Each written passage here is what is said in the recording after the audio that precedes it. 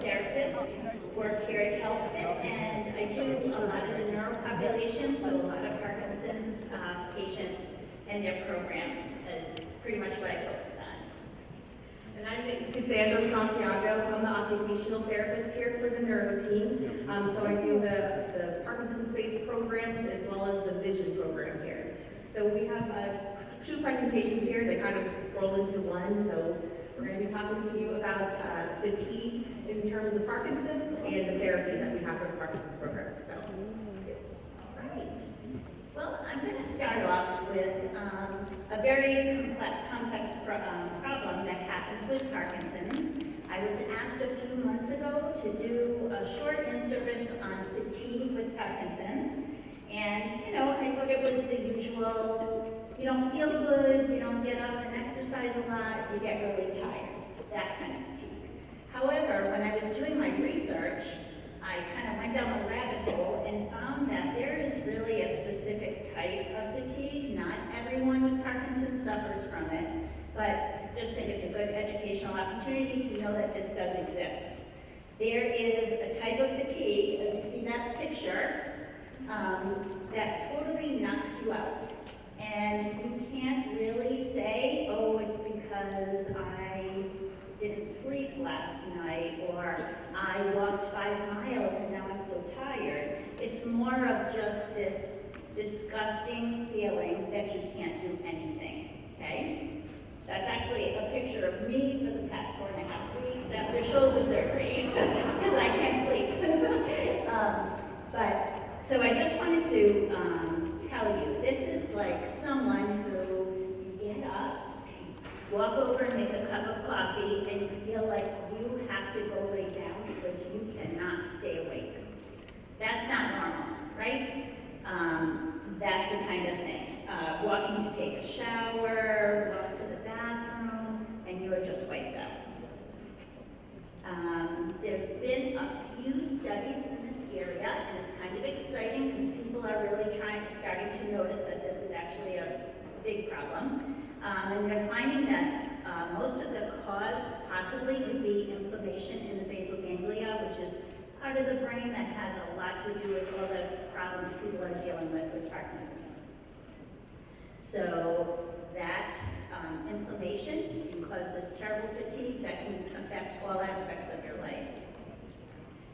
I have just a story to tell you about a soccer player. This guy, his name is Ray Kennedy. He's from the United Kingdom. He was a professional soccer player in the 70s and 80s, and he was fabulous and very fast on the playing soccer, very good goal scorer, and he was very young.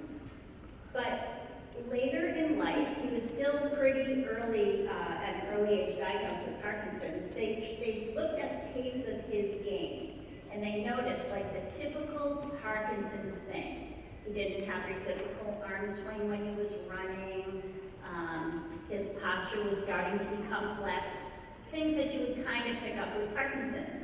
But also, another thing that was noted was that he was the last one to leave the locker room after a game. And no one really knew why, because on the field he was kind of this peppy guy. And once they started interviewing him and coming up with his diagnosis, he would just say he was so incredibly exhausted, he couldn't move. So just like changing his clothes, he had to take a break. Washing his face, he had to take a break. You know, everyone else on the soccer field was working just as hard as he was, and they were up and out quickly, and he wasn't. So that was just a little story about how bad this fatigue could be. When we talk about being tired, there's 2 types of fatigue. An objective form of fatigue, a way to measure fatigue would be, I can walk a half a mile and then I get tired. Or I can wash the dishes and load the dishwasher, but then I'm tired. You know, something that you can objectively measure. The type of fatigue I'm talking about is like, there's really no reason for it. It affects you physically, and it affects you emotionally. It affects all of your life. One of the things that it does that's really bad is it kind of gives you mental not interested in anything. I had a patient once who was incredibly mobile, lovely person, lovely spouse, wanted to do a lot of stuff, but the patient did not want to do anything. Even though the patient had the ability to do stuff. Totally checked out of the building, not interested in any social life. This could be called Parkinson apathy. They don't have any initiation to do anything. They don't want to really talk. They don't want to socialize. Another thing that this kind of fatigue can do with the fogginess is it can make you appear to be confused because you just don't have the energy to attend to a task. So if somebody gives you a command, like, how about if you just go take your shoes off and go sit down over there for a minute, I'll be right with you. They can't really attend and follow commands. So you might think that is a form of dementia, but sometimes it's just their brain is totally exhausted and they can't focus. So you can imagine how this would affect your life and how you having this fatigue can affect your significant other, your family, your friends, your life all at once. I wanted to talk to the caregivers and the family as far as this goes, just so that you know, it's not like a moral failing. It's actually a physical problem that could come along with this disease. So in order to deal with it, you need to try not to blame the person for being lazy. That's, boy, I'm sure we hear that all the time. Not that we're not lazy, but people that have this type of fatigue, constantly on their back saying that they're lazy and they don't want to do stuff, might be a little bit deeper problem than that. It really works and it helps to work as a team rather than, somebody always being the nag. If you could just kind of work together as a team to help your significant other focus and try to feel better, that usually helps out. One of the things that's really good to do is try to figure out if this is this terrible fatigue that I'm talking about or the normal fatigue that we all feel. And one of the things you can do is, if you have sleepiness during the day, who feels sleepy during the day? I know I do. I can't believe it. Okay. So what you can do is, you can actually do a sleep study to see if you are sleeping at night. Some of us know we're not sleeping at night because you kind of count the minutes until it's time to get out of bed, but other times you're not really sure if you're getting a good night's sleep. So a sleep study would be a good way to see if your sleepiness during the day is caused by that. You also want to know when you're taking a nap. If you're taking naps throughout the day, you might be getting all the sleep you need so that when you try to sleep at night, you can't, and then you wake up debilitated again. So it's a good idea to keep track of when you're napping, how long you're napping. Sometimes it's much better to take a nap early in the day so it doesn't disrupt your sleep at night.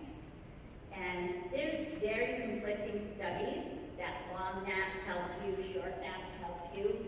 I just want everybody to realize that everybody's so different. It's so hard to tell you to do A, B, and C, and it will help you out. Just know that whatever works for you is what we're trying to figure out. This Parkinson's apathy, fatigue, can cause depression and anxiety.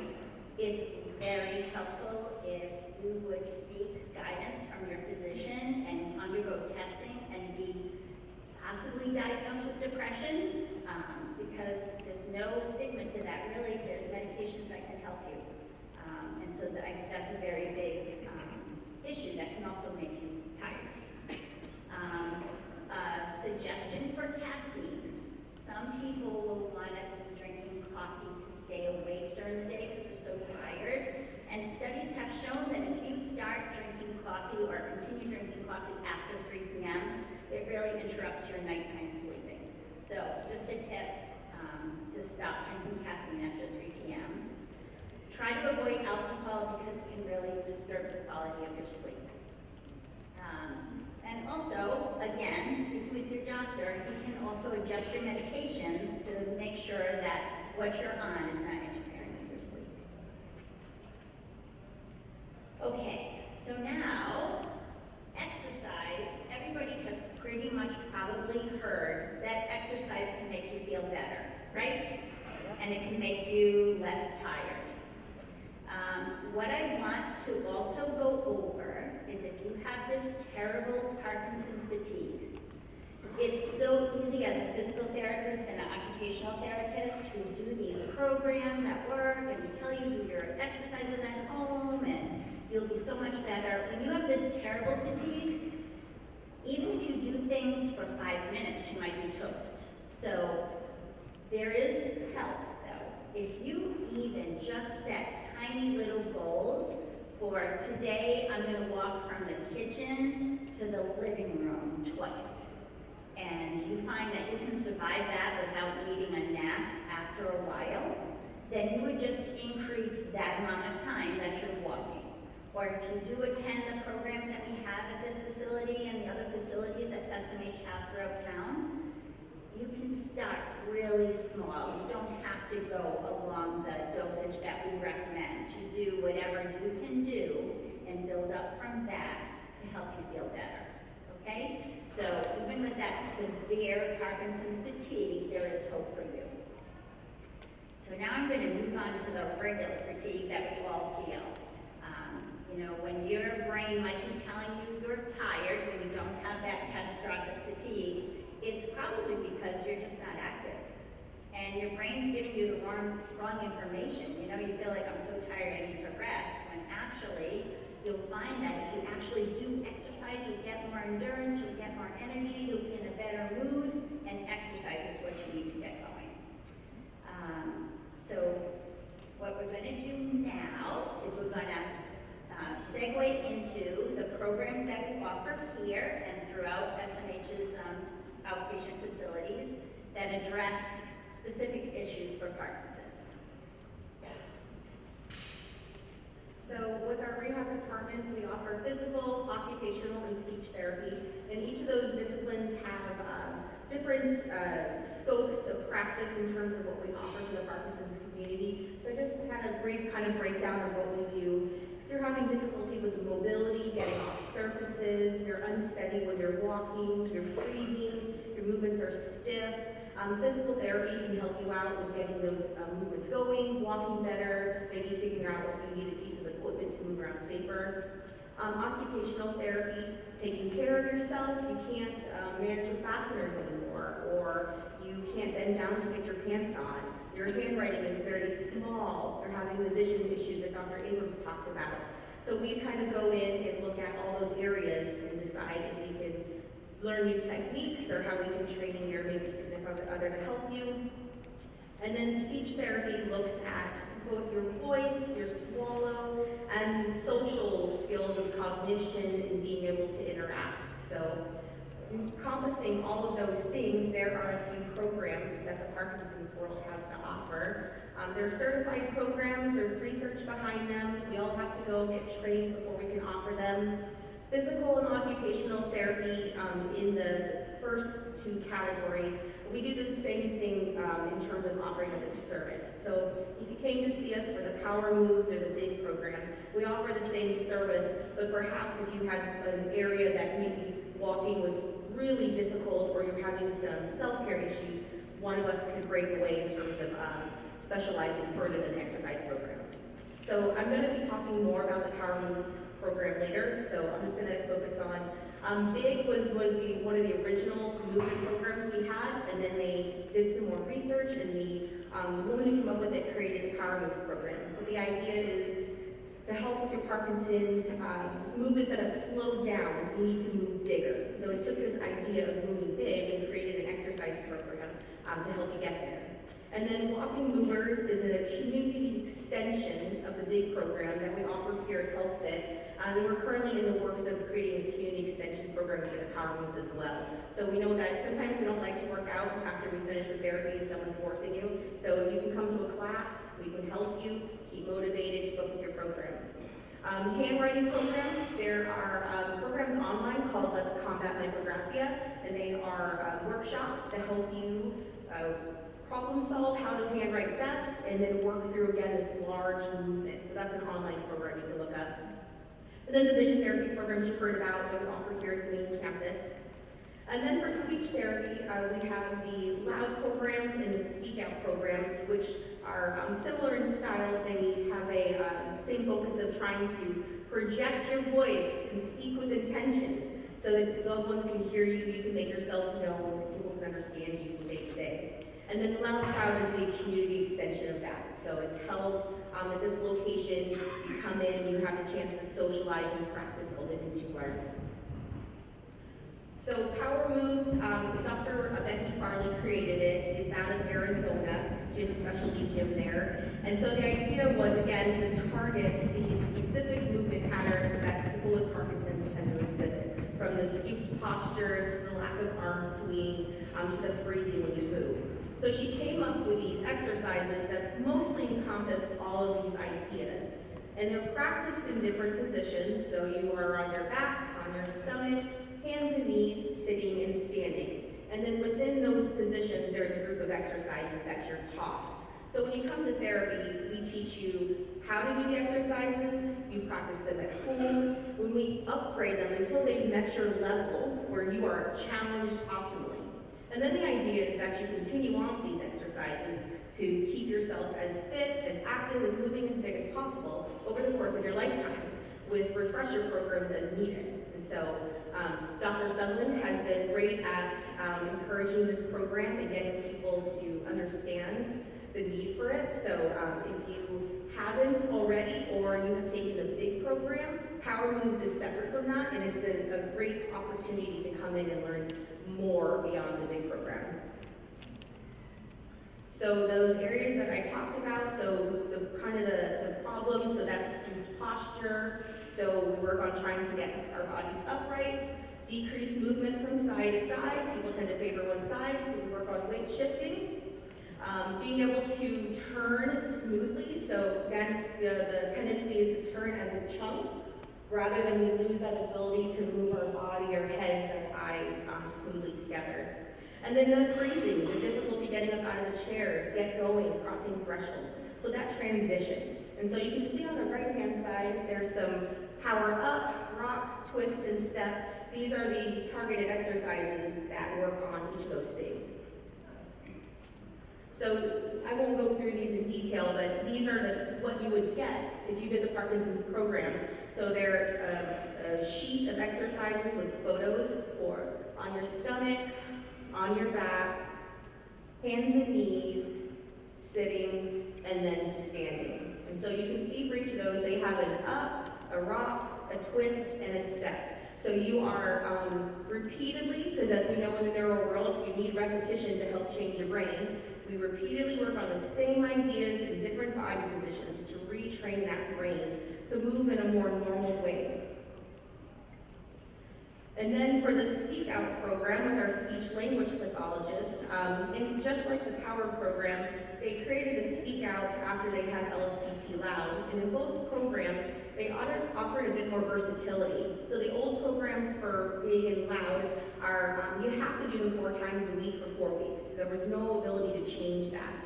And what they found with the Power and the Speak Out was it allowed the therapist to create a more adaptable schedule to you. So maybe you're doing it 3 times a week for 4 weeks, which is kind of our norm. Or if you can't, maybe you're doing it twice a week for 6 weeks, or whatever you guys come up with to make it so that you can be as motivated and take advantage of the program that you might not have been able to in the other ones.